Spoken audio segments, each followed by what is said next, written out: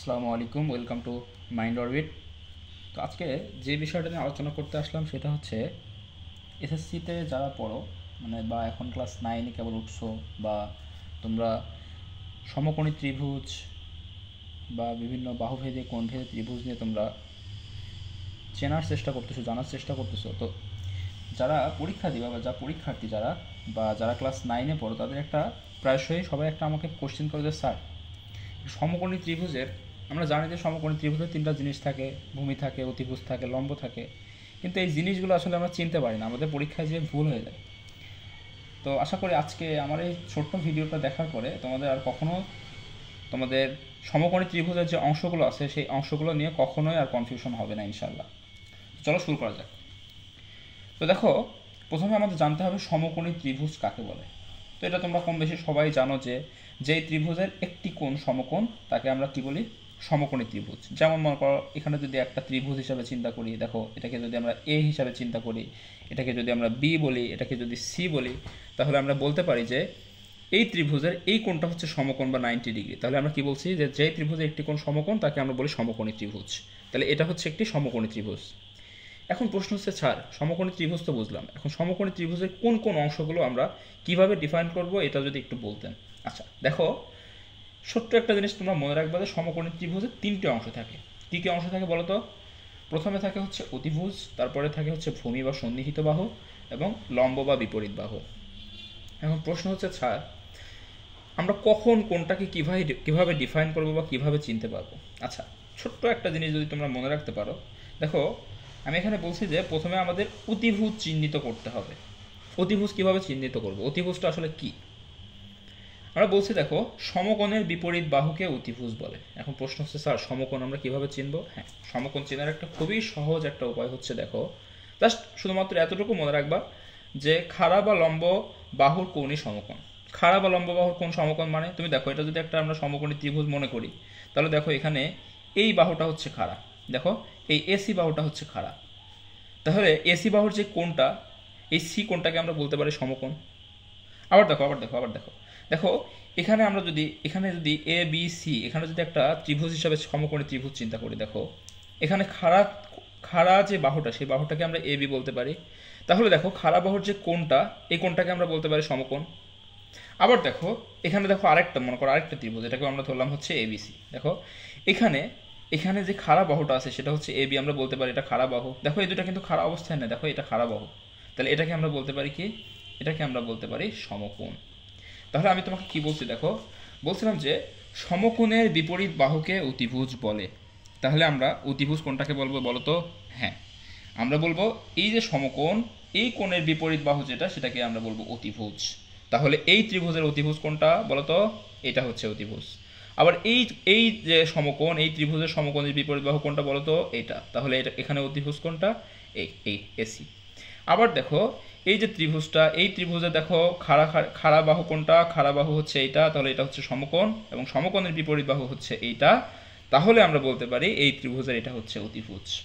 তাহলে এখন প্রশ্ন হচ্ছে স্যার, অতিভুজ তো আমরা চিনতে পারলাম, তাহলে বাকি যে দুইটা, যে ভূমি বা সন্নিহিত বাহু বা লম্ব বিপরীত বাহু, এটাকে আমরা ডিরেক্ট চিনতে পারবো? এটা চেনার জন্য তোমাদের প্রশ্নে একটা জিনিস দেওয়া থাকবে। কি কি দেওয়া থাকবে? প্রশ্নে একটা জিনিস দেওয়া থাকবে, দেখো সেটা হচ্ছে প্রশ্নে দেওয়া থাকবে তোমাদের এই যে ত্রিভুজ, এই ত্রিভুজের মধ্যে যে কোনো একটা কোণ দিয়ে দেবে, সেটা এ কোণ হতে পারে, সেটা বি কোণ হতে পারে, সেটা সি কোণ হতে পারে। তাহলে আমরা ভূমি বা লম্ব কিভাবে ডিফাইন করব? দেখো আমি এখানে লিখছি যে ভূমি বা লম্ব নির্ধারিত হয় কোণের সাপেক্ষে। তাহলে ভূমি বা লম্ব নির্ধারিত হয় কোণের সাপেক্ষে। তাহলে আমরা এই যে একটা যদি ত্রিভুজ হিসাবে চিন্তা করি, তাহলে এই কোণটা আগেই সমকোণ, এটা আমরা আগেই জানি। তাহলে বাকি যে দুইটা কোণ আছে, দেখো এখানে একটা কোণ এ এবং একটা কোণ হচ্ছে বি। তাহলে তোমাকে বলে দেবে যে এ কোণের সাপেক্ষে এই ত্রিভুজের বাকি অংশগুলো বের করো, বা বি কোণের সাপেক্ষে বাকি অংশগুলো কি কি। তাহলে আবার এখানে এ এবং বি এর জায়গায় তোমাদের এক্সও থাকতে পারে, এই কোণটাকে এক্সও দিয়ে দিতে পারে, এটাকে ওয়াইও বলতে পারে, এটাকে এক্স বলতে পারে, ওয়াই বলতে পারে, জেড বলতে পারে, থিটা বলতে পারে, যে কোনো চলক এখানে দিতে পারে। তো সবগুলোই আসলে কোণের সাপেক্ষে ভূমি এবং লম্ব নির্ধারিত হবে।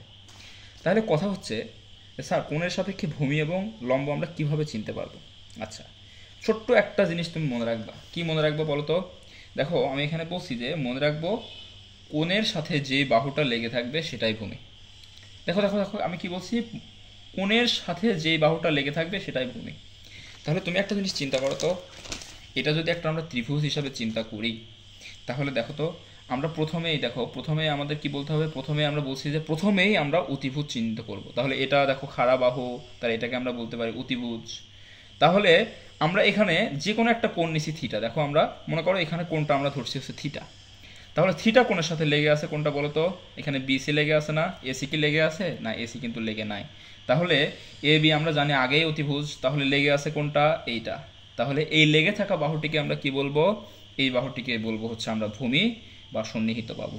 আবার দেখো এই ত্রিভুজের কথা চিন্তা করো, এই ত্রিভুজে দেখো এইখানে এটাকে আমরা এই খাড়া বাহুটাকে বলবো হচ্ছে খাড়া কোণটাকে বলবো সমকোণ। তাহলে এটা আমরা প্রথমে অতিভুজ চিহ্নিত করছি, তাহলে এটাকে আমরা বলবো অতিভুজ। তাহলে আমরা কি বলছি যে আমরা যে কোনো একটা কোণ ধরছি থিটা, তাহলে থিটার সাথে লেগে আছে কোন বাহু বলতো, দেখো বিসি বাহু লেগে আছে। তাহলে এইখানে ভূমি কিন্তু বলতো, ভূমি কোনটা, ভূমি হচ্ছে বিসি। আবার তুমি এই একই ত্রিভুজের চিন্তা করো, দেখো তোমাদের পরীক্ষায় যে প্যাচটা লাগে সেটা হচ্ছে, দেখো এই ত্রিভুজ এবং এই ত্রিভুজ, দুইটা ত্রিভুজের দেখো সেম, কোনো পার্থক্য আছে কি চিত্রের মধ্যে, কোনো পার্থক্য নাই। কিন্তু আগের ত্রিভুজে আমরা কোনটা দিছি দেখো এই বি এর সাথে, কিন্তু এখানে কোনটা দিছি হচ্ছে এ এর সাথে। এর ফলে কি হয়েছে দেখো, আমরা কি বলছি যে সমকোণের বিপরীত বাহু অতিভুজ, তাহলে অতিভুজ এটা আমরা পেয়ে গেছি, ঠিক আছে।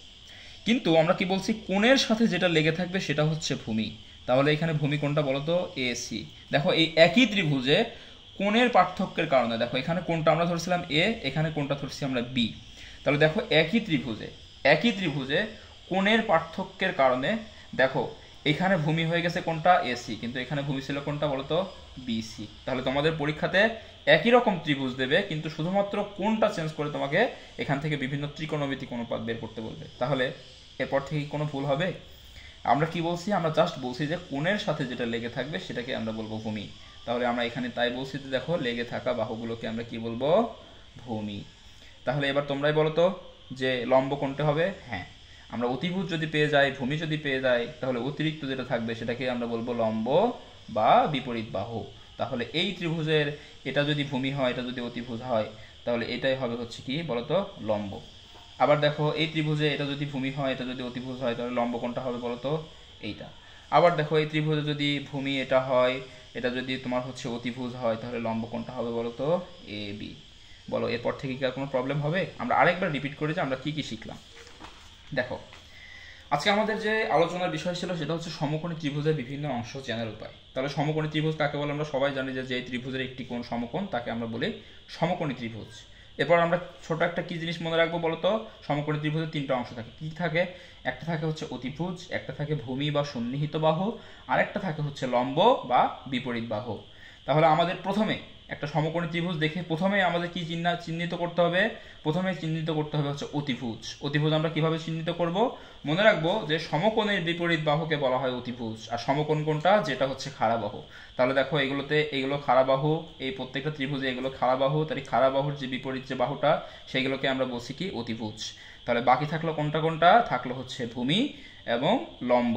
ভূমিকে আমরা কখনো কখনো সন্নিহিত বাহু বলি এবং লম্বকে কখনো কখনো আমরা বিপরীত বাহুও বলি। এইবার দেখো ভূমি এবং লম্ব আমরা কিভাবে ডিফাইন করছি বলতো, ভূমি এবং লম্ব নির্ধারিত হয় কোণের মাধ্যমে। তাহলে এখানে আমরা যেটাকে কোণ ধরবো সেই কোণের সাপেক্ষে আমরা ভূমি কোণটা এবং লম্ব কোণটা সেটা ডিফাইন করব। তাহলে দেখো এখানে আমরা এ কোণ, বি কোণ, সি কোণ আছে, সি কোণ সমকোণ আগেই জানি। তাহলে এখানে এ কোণ, বি কোণের জায়গায় এক্স, ওয়াই, জেড, থিটা যে কোনো কোণ থাকতে পারে। তাহলে তুমি বলো যে আমরা কি বলছি, দেখো তো মনে রাখবো কোণের সাথে যে বাহু লেগে থাকবে সেটাকে আমরা কি বলছি বলো তো, ভূমি। তাহলে এখানে কোণের সাথে, এই ত্রিভুজে কোণের সাথে লেগে আছে কোনটা, বিসি, তাহলে বিসিকে আমরা বলছি ভূমি। এই ত্রিভুজে দেখো কোণের সাথে লেগে আছে এটাকে আমরা বলছি ভূমি। আবার এই ত্রিভুজে দেখো একই ত্রিভুজ কিন্তু শুধুমাত্র কোণের পার্থক্যের কারণে দেখো ভূমি এবং লম্ব চেঞ্জ হয়ে গেছে। তাহলে তোমাদের পরীক্ষাতে যে প্যাচটা লাগবে সেটা হচ্ছে যে একই ত্রিভুজ দিয়ে দেবে, সেম ত্রিভুজ, কিন্তু তোমাদের বলবে যে কোনটা ভূমি কোনটা লম্ব, তোমাদের এখানে কিন্তু প্যাচ লেগে যাবে। তাহলে এখন থেকে কি প্যাচ লেগা আর সম্ভব না? সম্ভব না। কারণ দেখো আমরা জাস্ট মনে রাখবো যে কোণের সাথে যেটা লেগে থাকবে সেটা হচ্ছে ভূমি, অতিভুজ আগেই ডিফাইন করছি, তাহলে বাদ বাকি যেটা থাকবে সেটা হচ্ছে লম্ব। তাহলে এখান থেকে আমরা একটা জিনিস আমরা মনে রাখতে পারি, সে কি কি দেখো, একটা জিনিস দেখো।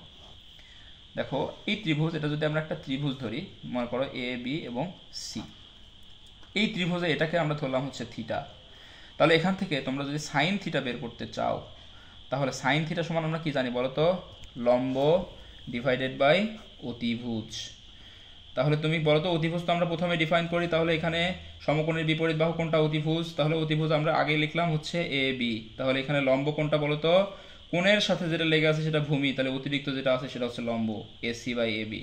একই ত্রিভুজ, মনে করো এখানে একই ত্রিভুজ আমরা ধরলাম, দেখো একই ত্রিভুজ এ বি এবং সি, কিন্তু শুধুমাত্র কোনটা এখানের জায়গায় আমরা কোনটা দিয়ে দিলাম এইখানে। তাহলে তোমরাই বলো যে এখানে সাইন থিটা সমান কী হবে? এখানে সাইন থিটা সমান কী হবে বলো তো? সাইন থিটা মানে আমরা কি জানি? লম্ব বাই অতিভুজ। তাহলে আমরা কি প্রথমে কি জানছি যে সমকোণের বিপরীত বাহুকে অতিভুজ বলে। তাহলে অতিভুজ আমরা আগে লিখে ফেললাম কোনটা বলো তো? A B. তাহলে বাকি থাকলো হচ্ছে লম্ব। তাহলে লম্ব কোনটা হবে? কোণের সাথে যেটা লেগে থাকবে সেটাই হচ্ছে লম্ব। তাহলে কোণের সাথে লেগে আছে এইটা, তাহলে এখানে লম্ব হচ্ছে তোমার, সরি, কোণের সাথে যেটা লেগে থাকে সেটা হচ্ছে ভূমি। তাহলে এখানে কোণের সাথে লেগে আছে কোনটা? কোণের সাথে লেগে আছে হচ্ছে এসি, তাহলে এসি হচ্ছে ভূমি। তাহলে লম্ব কি হবে বলো তো? লম্ব হবে হচ্ছে বি সি।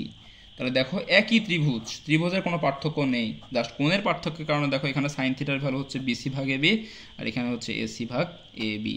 তো আশা করি এই ভিডিওটা দেখলে তোমাদের নেক্সটে আর কোনো ধরনের তোমাদের কোনো ত্রিকোণমিতিক অনুপাত চিনতে বা তোমাদের ত্রিকোণমিতি ডিফাইন করতে অথবা তোমাদের সমকোণী ত্রিভুজের বিভিন্ন অংশ ডিফাইন করতে কোনো ধরনের কোনো প্রবলেম হবে না।